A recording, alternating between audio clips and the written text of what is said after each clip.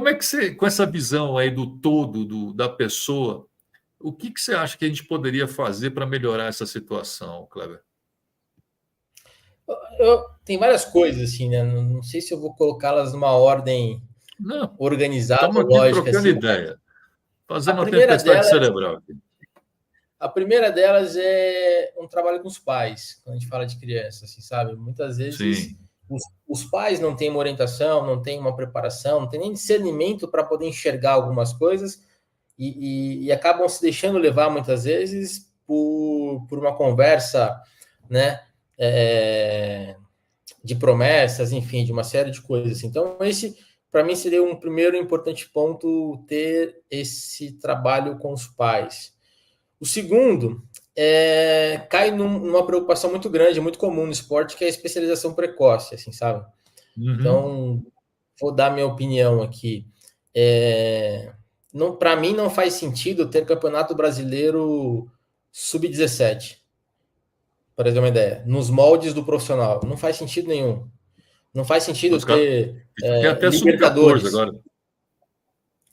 Então, eu falo, qual que é a relevância de você ser campeão da Libertadores sub-11, por exemplo? Ninguém vai lembrar disso, ninguém serve para nada, sabe assim?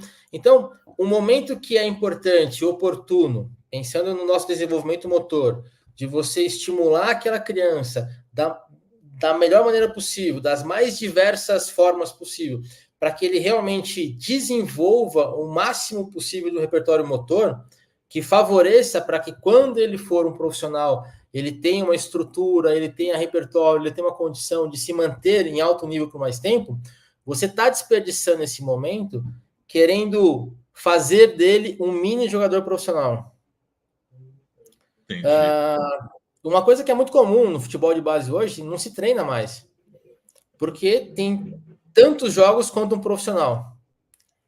E isso é um absurdo, porque assim, é uma fase que é justamente para você lapidar esses atletas, para você treinar, para que aquilo se torne autônomo, para quando ele for um profissional, aí sim é hora dele só jogar e recuperar, vamos dizer assim.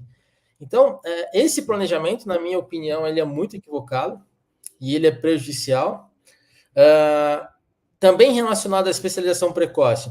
Eu fiz um curso na Universidade de Barcelona, dois cursos, na verdade, né? Um é o de neurociências e o outro foi de Coach Academy. Esse de Coach Academy, eles falam sobre o modelo, vou chamar de modelo pedagógico das escolinhas do Barcelona. Como é que eles pensam? E, resumidamente, eles valorizam demais o futebol de rua. Que eles falam que o futebol de rua é o melhor ambiente que existe para desenvolver um atleta de futebol. E aí eles justificam, por exemplo, na rua, cada hora é um tipo de terreno, cada hora é um tipo de bola, cada hora as regras são diferentes, cada hora é uma quantidade de jogador, o tamanho do gol muda o tempo todo. Então, todas essas situações que não estão no controle, vamos dizer assim, o tempo todo está obrigando essas crianças a encontrar novas soluções para aqueles desafios. Você está falando de neurolinguística, né? Então, são essas situações improváveis, vamos dizer assim, né?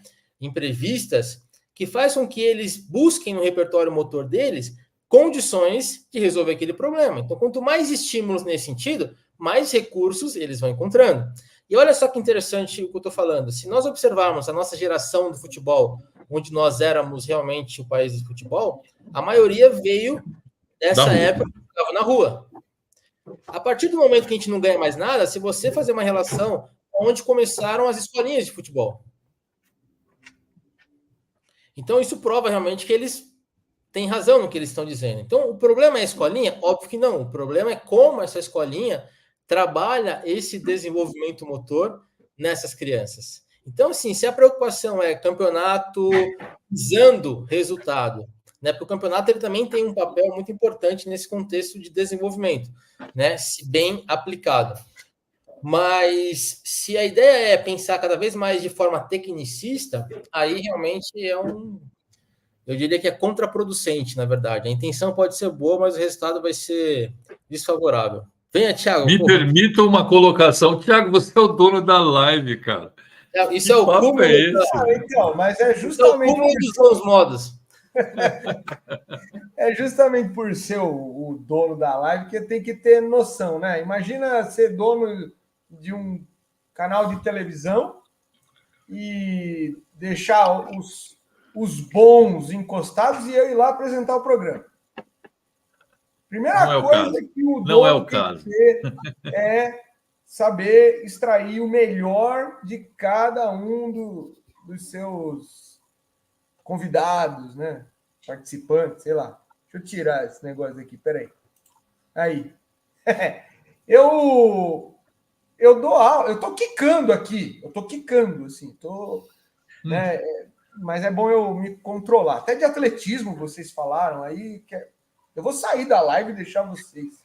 Então, eu não vou... Cara, se você deixar aqui, eu vou esquecer que eu estou numa live e eu vou ficar conversando com o Kleber aí, ó. Só traz só um suco para nós aqui, um petiscozinho, e tá tudo certo.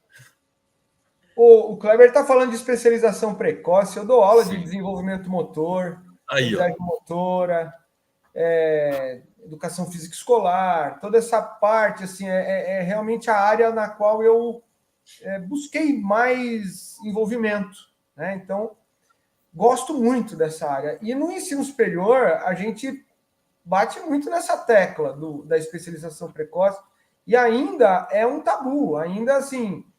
E normalmente eu falo como mais ou menos um momento de corte, ali, um momento de transição, seria a parte da maturação biológica.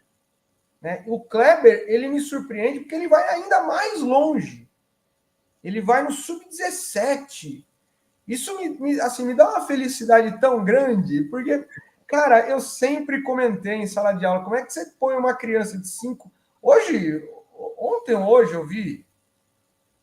Foi hoje eu estive em Jundiaí, passei na frente, saí de Atibaia para Jundiaí, passei numa escolinha famosa, de um time famoso, né?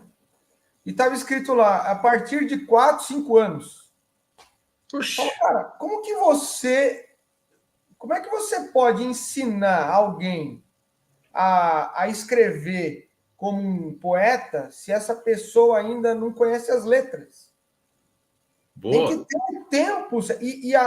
Aí não cabe a gente, não cabe a gente determinar, é a natureza que determinou o processo de aquisição motora, processo de maturação biológica, psicológica, emocional. Todo esse processo ele está embasado em alguns padrões, alguns marcos desenvolvimentistas. Aí você pega lá, escolinha de futebol com 5 anos. Tem problema da criança estar lá? Não, mas ele não pode treinar futebol na maneira como a gente entende. Ele vai fazer um trabalho de psicomotricidade. Eu dava aula numa escolinha de futebol alguns anos atrás e a galera, o cara tá pirado, porque eu pegava a criançada de 5, 6, 7 anos e era aula de educação física escolar. Porque ele não tem recurso ainda, ele ainda não adquiriu certos recursos que são necessários, que o jogo requer. Então, e aí, quando ele vai para o sub-17 e fala que ele acha que o sub-17 está exagerado, cara, eu não só concordo plenamente, como isso me dá uma felicidade, cara. Eu estou em êxtase aqui de ouvir um negócio desse.